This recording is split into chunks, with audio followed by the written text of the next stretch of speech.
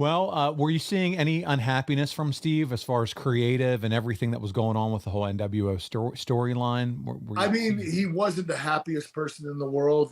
You know, we would talk every once in a while, and I think he was a little bit hesitant as far as getting all these guys in here at one time because they were very political in the past, and I don't think Steve wanted to deal with that. And I think that was a little bit of the reason.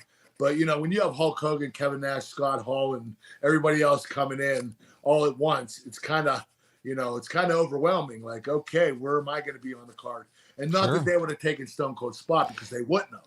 But I think that Steve was a little bit hesitant on the politics of it, what they would do politically to try to make their way up above him. And, you know, I do remember, I believe Steve wrestled the NWO at WrestleMania. Scott There Hall, was yeah. it was more than one wrestler, I believe. Yeah. It ended up being like a handicap match, kind of. Mhm. So Steve made sure he got the win on that. So I think that spoke volumes of how he felt about it. Yeah, it feels it, but even so, them coming in, it just feels like there's a shift or things are changing, and if you're not talking to him again, communication.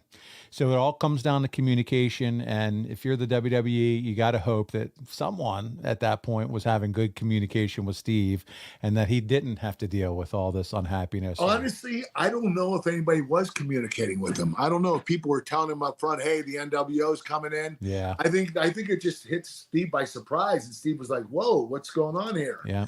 So I don't blame Steve for feeling that way.